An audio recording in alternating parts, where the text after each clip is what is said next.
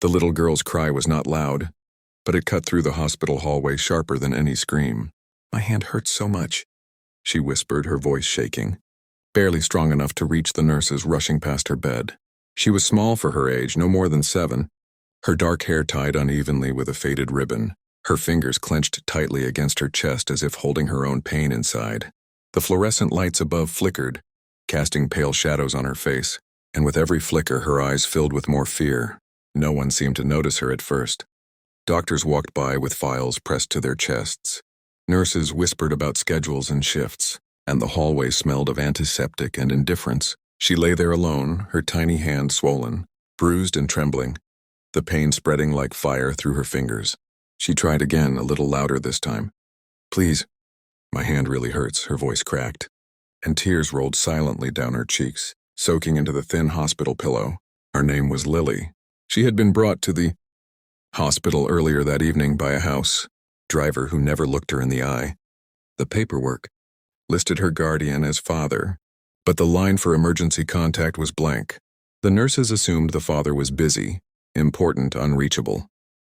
They had seen this before: rich families, powerful names, children surrounded by luxury but starving for attention.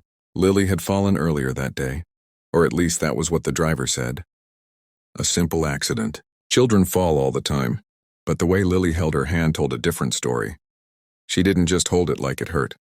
She held it like she was afraid of it, afraid to move it, afraid of what would happen if she told the truth. A young nurse named Emma finally stopped.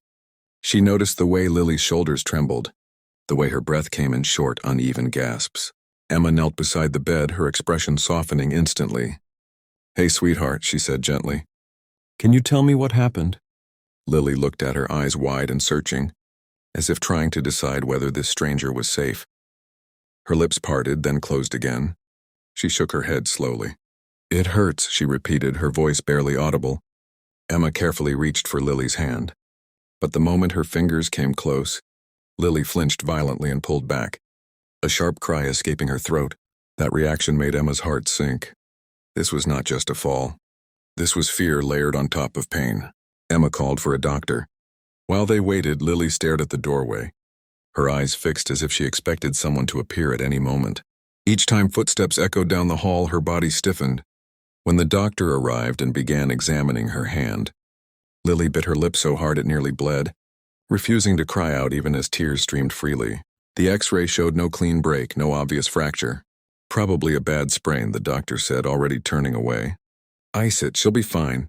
Emma wanted to argue, but the doctor was gone before she could speak. Lily heard the words too. "She'll be fine." Adults always said that. Adults were always wrong. Minutes passed, then more. The pain didn't stop, it grew.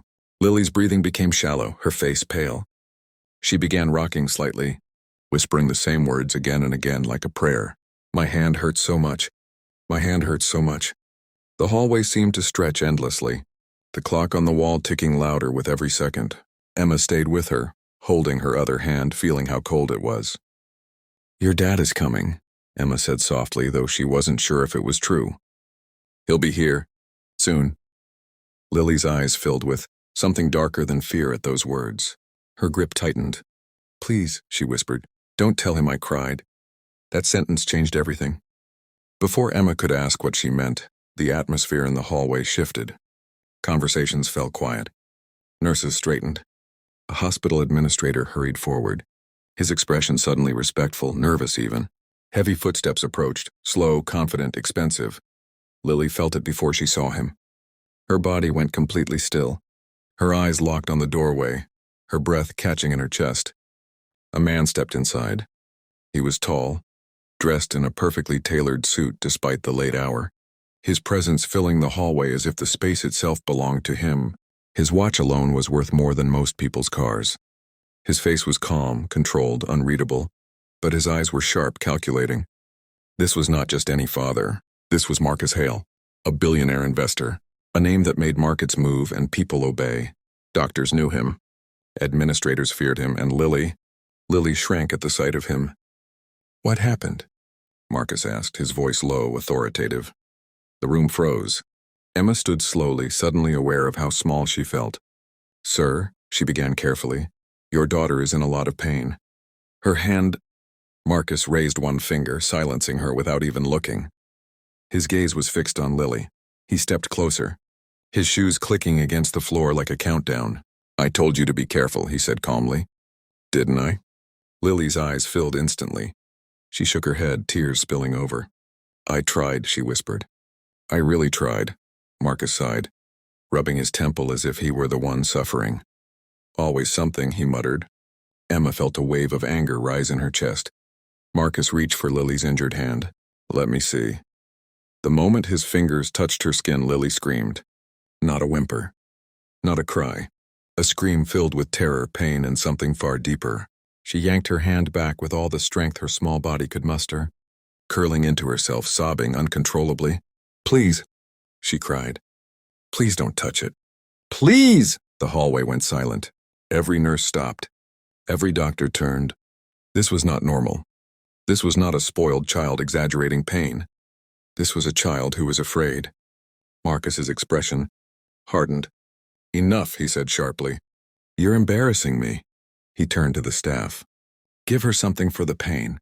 I don't have time for this. Emma stepped forward before she could stop herself. Sir, she said, her voice shaking but firm. With respect, something isn't right. She's terrified. We should do further tests. Marcus finally looked at her then, really looked. His eyes were cold. Do you know who I am? He asked quietly. Emma swallowed. Yes, she said, but I also know pain. And children don't react like this without a reason.